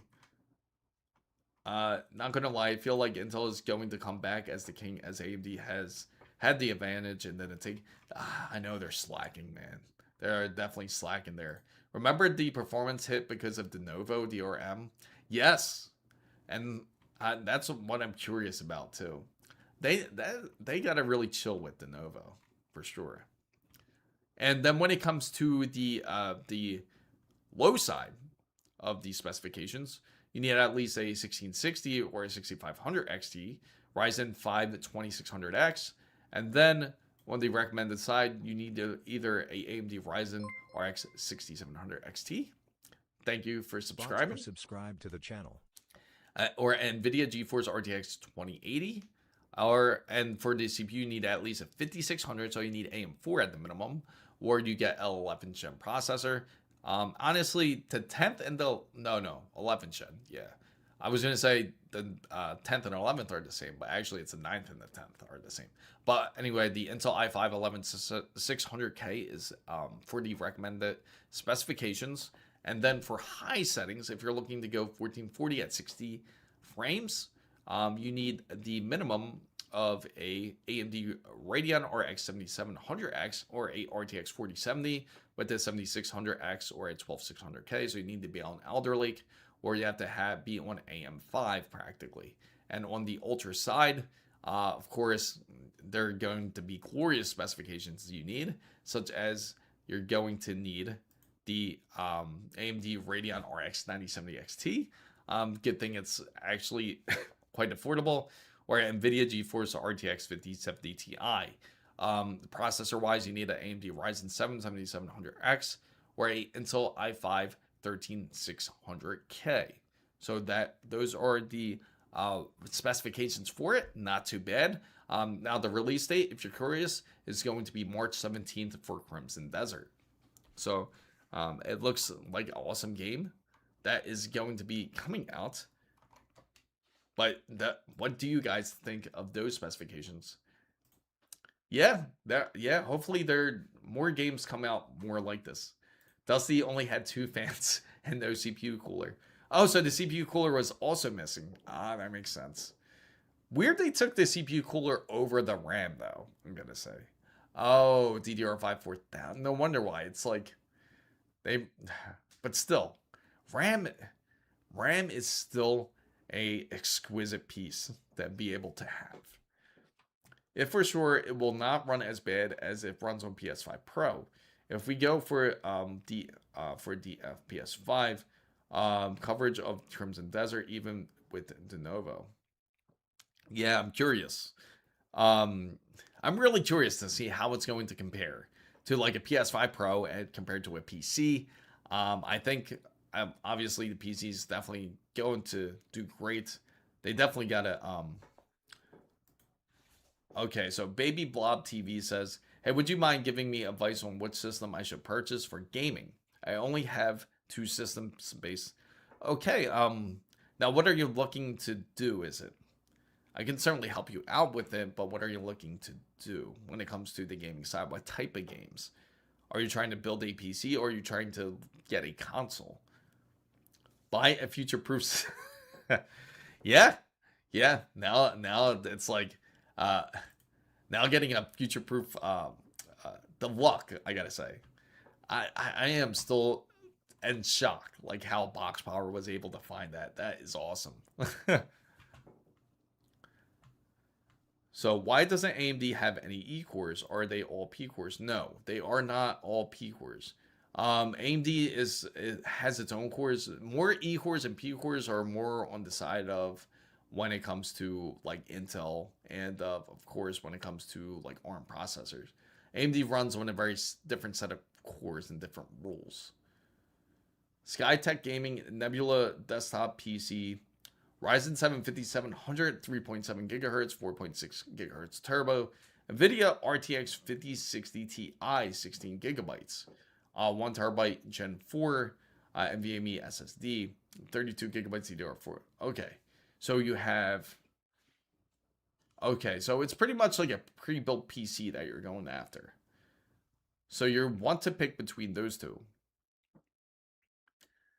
Oh man, why the 5060 though? But you can only get one.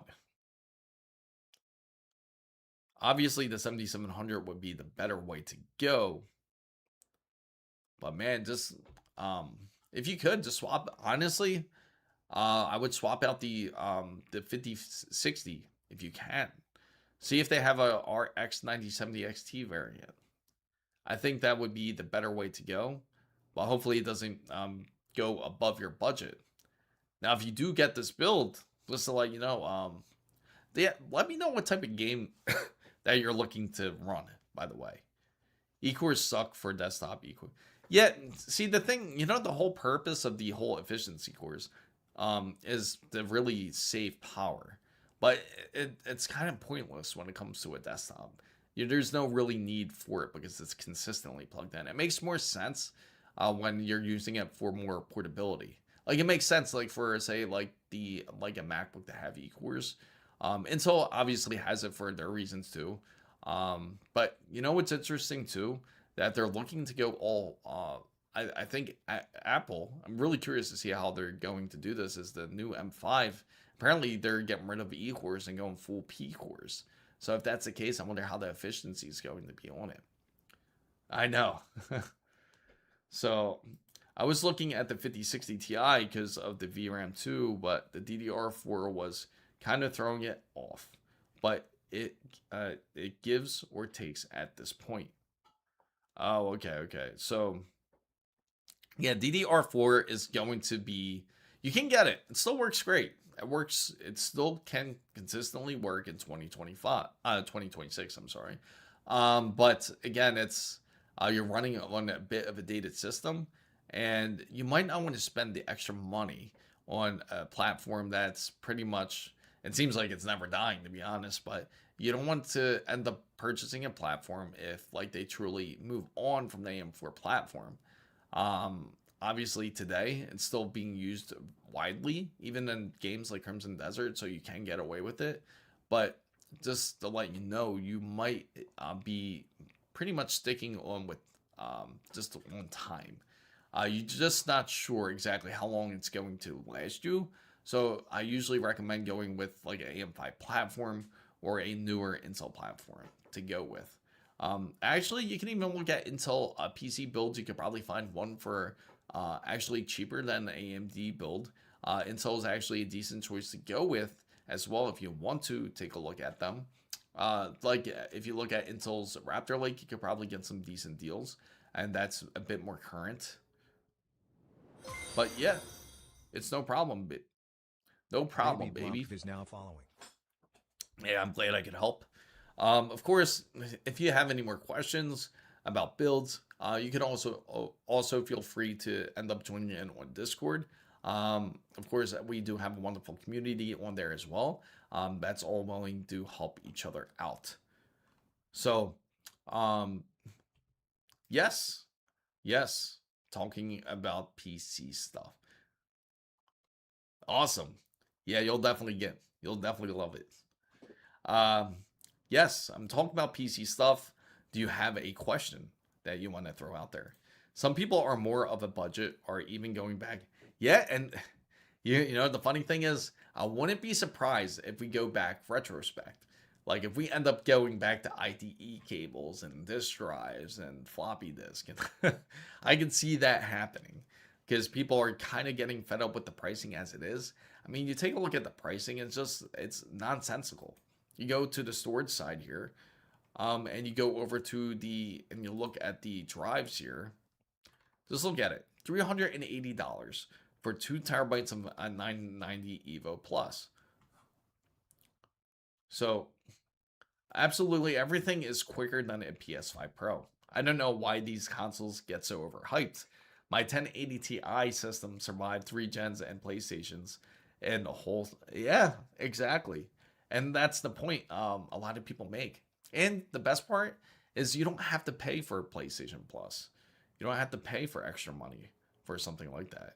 What CPU should I pair with the RTX, you mean 5060? I'm on a budget and I want to play AAA games. At 1440 on a 5060, I hate to break it to you, Bobcats, but that's not going to happen. Not on a 5060. You're not going to play AAA games on 1440p on a 5060. I hate to shatter your dreams, but it's the truth. If you want to game 1440p, go RTX 9070. I'm not RTX, RX 9070 XT.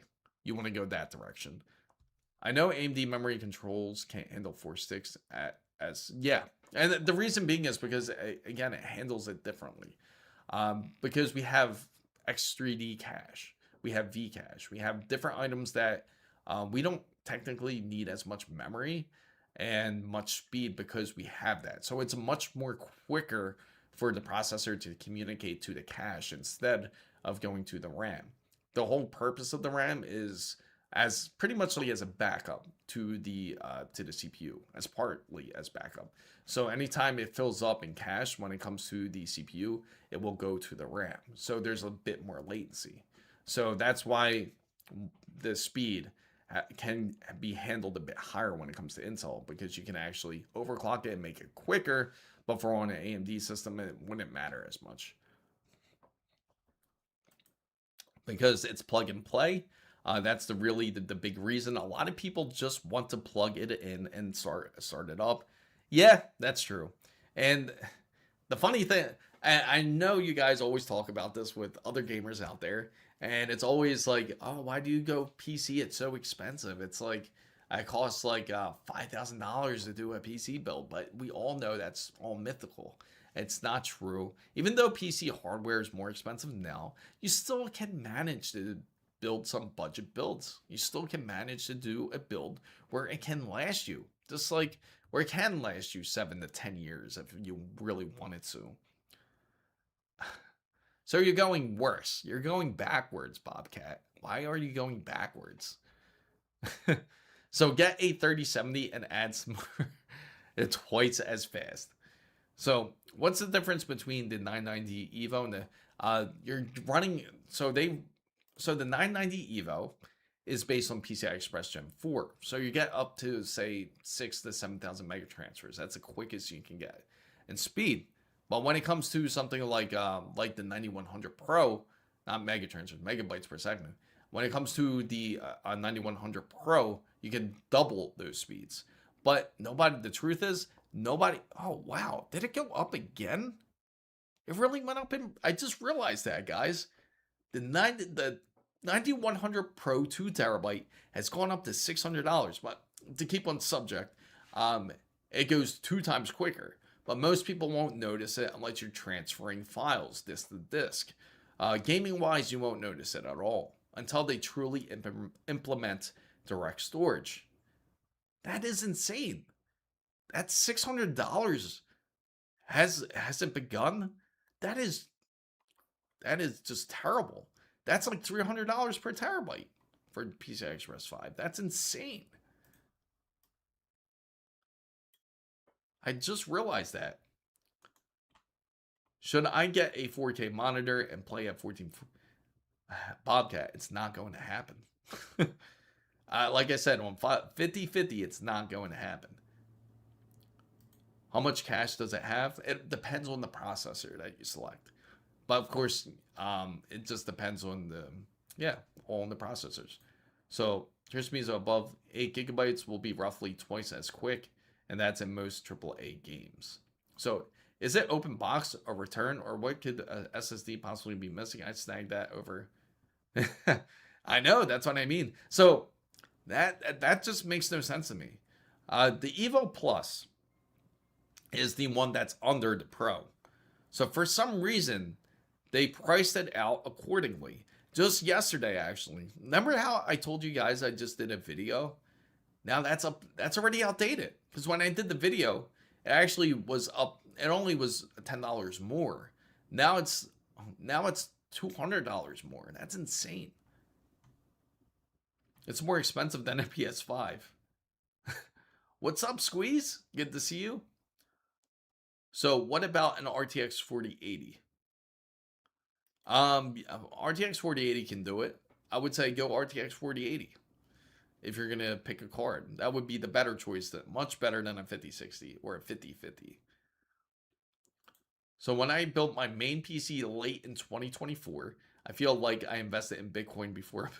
I know your PC is officially now a investment. It's just gaining interest day by day. My drawer is now worth, like, it's crazy to think your drawers are probably worth quite a bit of money. Like if you collect SSDs and RAM, you're literally sitting, you have a jewelry box for it. The higher the second numbers, the better. Yes. Yes. Please, Andrea, help him out here. Thank you for the help. I could really use it right now. But nobody will buy your hardware if you're trying to price it according to the current market. Of course not. No. But how about this? If the Samsung 9100 Pro, somebody is selling it for $500. Oh, well, actually, they're selling it used for $356. Would you sell it used for $356? Because originally you bought it at what, $200? I bought it. Mine's at 190, I think, for 2 terabytes of 90 for the 9100 Pro. It's hard. I get it. I definitely get it. I wonder how you had to spend to be a DDR5 RAM scalper. Now if whoever's driving Bentleys and driving Maseratis and driving all these high-end cars, Maybachs, they all had DDR5. Throw some light into the new Intel processors. Oh, sure. So if you're curious about the new processors, it's not going to be a crazy lift. It's like a 900 megahertz lift on clock speeds when it comes to the 250K and the 270K. Unfortunately, they did not come out with a high-end version of the refresh, the 200S, which is the 290K. We were all hoping that they release that to compete with the 285K, but unfortunately, 285K is still technically like their top flagship CPU. But they did come out with the 250 and the 270K, which is going to have like a 10 to 15% uplift over both the 245 and the 265. But benchmark wise, it's hard to quite say until we start testing it, which is going to be soon as they release. And once we get the build going, we will run some benchmarks to see how well they run. King Helios, King thank you. Helios underscore is now following. So my hard drive 7850 sells for 900 pounds.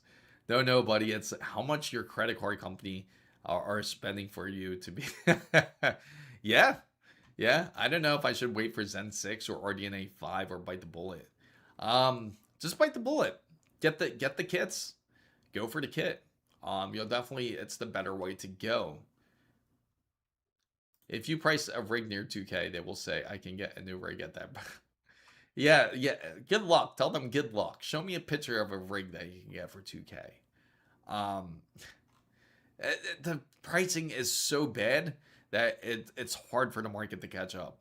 Like, you can get the 990 Pro. This is going to adjust, guys. If this is $600 for the 9100 Pro for 2 terabytes, this is going to adjust accordingly. This is going to end up jumping $100 tomorrow. Watch. I can see this jumping $100 by tomorrow for this 9. It's now officially even more expensive than ever. So mainly because overclock's so good, it's used in GPUs they use in PS4. For instance, last month I sold a 9800 X3D B650E Master, 64 gigabytes. Wow, that's insane. 1000 watts SFX. Damn. Oh man, that's like a. It's funny when you build. Excuse me. When you build a PC now, it's like investing in like some sort of investment fund. It's insane.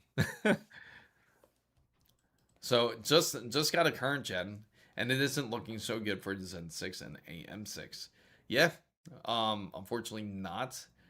From what it seems like, it's going to be similar to what 9850 X3D offerings are, but it's going to be slightly different because the 9950 X3D version 2, once they release something like that, I think we'll see more indications what the Zen 6 truly has to offer. So the price will be competitive for Intel's refresh. Yes, that also to tell you the prices. I forgot to mention that the 250K is going to be $200. The 270K should be about $300 for the purchase if you're looking for both processors. So they're looking more for performance and value purposes. I think they didn't want to put the 290K because it would scare a lot of people away because they don't have that magical set that matches. Like it would be 200, 300, and normally you would say, oh, maybe it's going to be $400 for the 290. But I think they didn't want to do that. They don't want to start charging, say $600 for the 290K.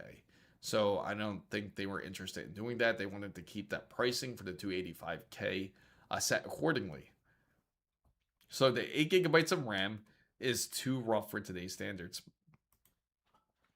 I have the PC equivalent to the PS. Oh man. And the crazy thing is, if you have a ROG Ally, it's equivalent of a PS4. I sold my old PC, had the Intel i7 12th generation, 32 gigabytes of RAM, and a 2080 GPU and 2 gigabytes of memory, 800 watts power supply, and sold it for really. Isn't that insane? Like, and it probably wasn't that far off of that pricing when you originally purchased it. The 2080. That's not even the 2080 Ti. So the 2080, the pricing for that was probably about, was it 6 or 7 for something like that? Because the 2080 Ti was pushing around $900 to $1,000. I remember $900 to $1,000. So nods heads without understanding anything about Intel's CPU. Yes. They need to make it more clear when it comes to Intel CPUs. I do agree. Hopefully they do clear it up once they come out with Nova Lake. So one of the PCs have i7 2700K. Yes, wonderful. I'm thinking of holding off on RDNA 5 for at least. I think a lot of people are in high hopes. I think many people have high hopes and dreams right now, like especially when it comes to AMD, that they do end up releasing it. If White jumps $100 tomorrow, I hope not. It could happen though. It could really happen. Be cautious of the pricing. I'm going to check the RAM real quick, guys. Speaking of which, let's double check the memory here because we've seen decent pricing. Let's see if they adjusted it right before our eyes here. Okay, so at least it's still holding at 400. Man, the SSDs are way more volatile right now. It's like they're at a race right now of like who's more expensive. The Corsair Vengeance RGB 64 gigabytes, 232 gigabyte DDR5 sticks are $1,000, and that's for CL30. Not bad. So when you compare it to SSDs, it almost seems like a deal, which is kind of sad. So Corsair is great for RAM and lots of products, by the way. Watch out for the water pump. Mine failed within the year, but luckily it was covered under the warranty. Still not fun. I agree. Honestly, I've never had bad luck with their water pumps, but I've had problems with their connectors. You have to be really careful when plugging them in. Sometimes they're really sensitive, especially the large flat connector that you plug into the hub or into the actual CPU cooler if you use the LCD version. Make sure that it's plugged in directly straight. It's very easy for it to crack, so be cautious of that. Should I buy the 4K monitor? That's a good deal. I mean, you can. But the thing is, just to let you know, if you're running for a 4080, you're not going to hit 4K. Honestly, probably better to go for a 1440 monitor. You'd be just as pleased with it. You can get it to kind of future-proof it, but don't run it at 4K because then you're in for a bad time. So, question: do you think that PS6 will be more powerful than the? Honestly, I don't think so, and the main reason is we kind of had the same discussion here when it came to the Xbox Helix with their new project that they have going on. It's practically going to be, it's no longer like PC to like, because now you have a dedicated GPU and you have its own CPU when it comes to consoles. Now they're thinking of going full out APU, so it's more similar to like like an ARM chip, like similar to Apple. So it's going to be all in one SSD. It's gonna have the GPU, the CPU, and it's gonna probably have an MPU built in, all in one. It's gonna be much more smaller. More than likely, I can see that happening because they're gonna make it seem like it's the future. It's gonna be diskless, and PlayStation may go for backwards compatibility. If they do, it's probably going to be optional now. It's no longer going to be part of the equation. But but overall, it's going to be more powerful than the PS5, but it's not going to be more powerful than what you would think it would be. It's not going to be 2 times the power. It's not going to be as much of an upgrade as consoles used to be. It'll be much closer to, I would say, like an RTX. I'd probably more be closer to RTX 5070, I would say, when it comes to it. Because it's going to be more about portability, about how light it is, and it's going to be based on more of having an inventory, a library of games. So, and I'll upgrade my GPU in the future. Yeah, I know. They're completely changing their whole concept when it comes to it. So isn't the 290K the chip that... No, that's the... You're thinking of Nova Lake. Nova Lake is supposed to have 52 cores and 52 threads with no hyper-threading. But that's the one that will have PL4.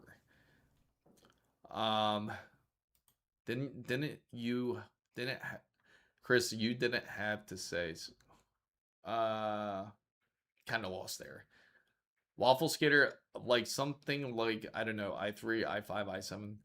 Something simple like that. Nah, I wish it was that simple anymore. Oh, I can believe it. I definitely believe that. Don't forget, now they've got yes, and more fuel. It costs more fuel to deliver now. Remember that, guys. It's going to be more fuel to deliver. So really better subscribe. He's the IT Mr. Nemesis. Yes.